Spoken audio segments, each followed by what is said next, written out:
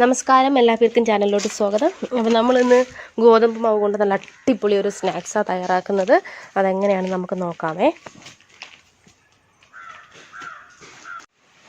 അപ്പം നമുക്ക് നമ്മുടെ ഗോതമ്പ് മാവും ചിക്കനും ഒക്കെ കൊണ്ടുള്ള മടക്ക് തയ്യാറാക്കാമേ. അതിനായിട്ട് ഫസ്റ്റ് ഞാൻ കുറച്ച് സവാളയാണ് എടുത്തിട്ടുള്ളത്. അതിന് ഇതുപോലെ കട്ട് ചെയ്തിട്ടാണ് എടുത്തിട്ടുള്ളത്. അതിനെ നമുക്ക് ഫസ്റ്റ് ഇതിലോട്ട് ഇട്ട് കൊടുക്കാമേ. ഇനി നമുക്കിതിലോട്ട് കുറച്ച് വെളുത്തുള്ളി എന്നിട്ട് നന്നായിട്ട് ജസ്റ്റ് ഒന്ന് ഇളക്കി കൊടുക്കുക. അത് ഒരുപാട് നമ്മളങ്ങ് കുക്ക് ചെയ്തെടുക്കേണ്ട കാര്യമൊന്നുമില്ലേ. കറിവേപ്പില, ഉപ്പ്. ഞാൻ ചിക്കൻ വേവിച്ചപ്പോഴേ കുറച്ച് ഉപ്പും കുരുമുളക് പൊടിയും എല്ലാം ചേർത്തിട്ടാണ് വേവിച്ചിട്ടുള്ളത്.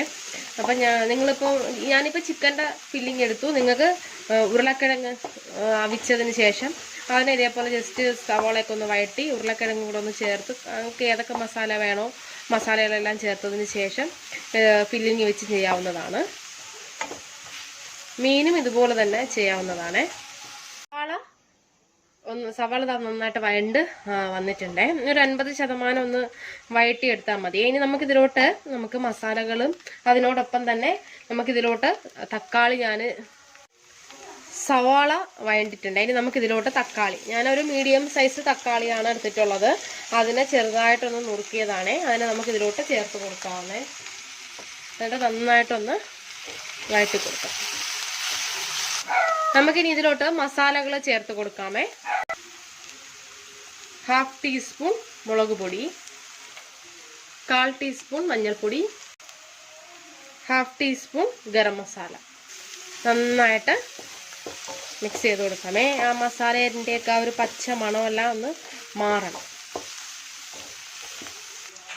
അപ്പം മസാലേൻ്റെയൊക്കെ ഒരു പച്ചമണം മാറിയിട്ടുണ്ട്. ഇതിലോട്ട് നമുക്ക് ചിക്കൻ ചേർത്ത് കൊടുക്കാമേ.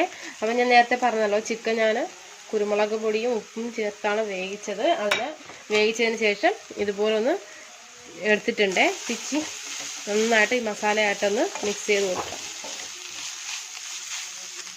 ഇത് നന്നായിട്ട് മിക്സ് ചെയ്ത് കൊടുത്തിട്ടുണ്ട്. അപ്പോൾ ഞാൻ ഒന്ന് ഉപ്പെല്ലാം നോക്കിയപ്പോൾ ഉപ്പെല്ലാം പാകത്തിനുണ്ട്. എല്ലാം നല്ല പെർഫെക്റ്റ് ആയിട്ടുണ്ട്. ഇനി നിങ്ങൾക്ക് ഇതിലോട്ട് വേണമെങ്കിൽ ചിക്കൻ മസാല ഒരു 1/2 ടീസ്പൂൺ ചിക്കൻ മസാലയും കൂടെ ചേർത്ത് കൊടുക്കാം. ഇനി പിന്നെ അധികം മസാലകളൊന്നും ഞാൻ അങ്ങനെ ചേർത്തിട്ടില്ല. ഈ ഒരു മസാല മതി. അപ്പം നിങ്ങളുടെ ഇഷ്ടത്തിനനുസരിച്ച് നിങ്ങൾക്ക് ചേഞ്ച് ചെയ്യാവുന്നതാണ്. അപ്പം ഞാൻ ചപ്പാത്തി തയ്യാറാക്കാനായിട്ടുള്ള മാവ് എടുത്തിട്ടുണ്ട്. നമുക്ക് ഇതിൽ നിന്ന് കുഞ്ഞു കുഞ്ഞു ബോൾസ് ആക്കിയിട്ട് ഒരു 5 ചപ്പാത്തി നമുക്ക് പരത്തിയെടുക്കാമേ.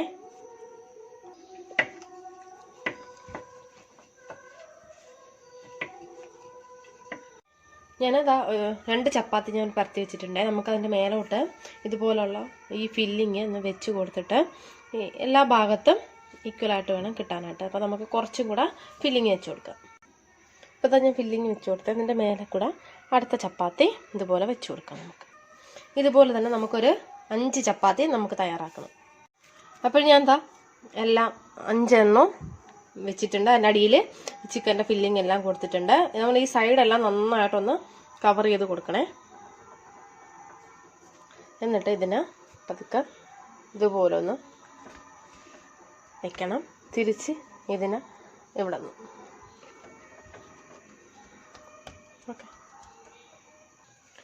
കൈ വെച്ചിട്ട് ഇതുപോലെ ജസ്റ്റ് ഒന്ന് പ്രസ് ചെയ്ത് കൊടുക്കണേ.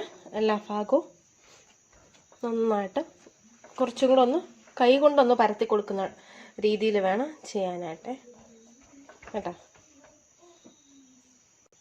ഇനി നമുക്ക് ഇതിനെ ഒന്ന് സ്റ്റീം ചെയ്തെടുക്കാമേ.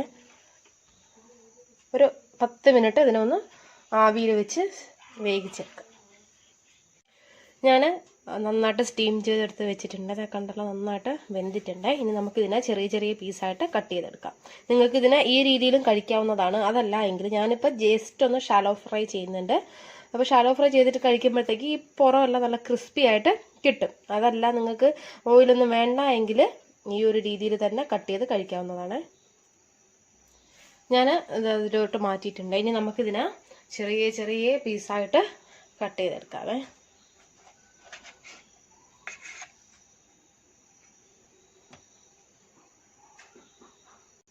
അപ്പോൾ അതാ കണ്ടല്ലോ, അതിൻ്റെ അകത്ത് കണ്ടല്ലോ നമ്മളെ ഫില്ലിങ്ങൊക്കെ വന്നു. ഇനി നമുക്കിതിനെ ഷാലോ ഫ്രൈ ചെയ്തെടുക്കാം. അപ്പോൾ ഞാനിതായാലും തവയിലോട്ട് കുറച്ച് ഓയിൽ ഒഴിച്ച് കൊടുത്തിട്ടുണ്ട്. അതിൻ്റെ പുറത്തോട്ട് നമുക്കിത് ഓരോന്നായിട്ട് എടുത്ത് വെച്ച് കൊടുക്കാം.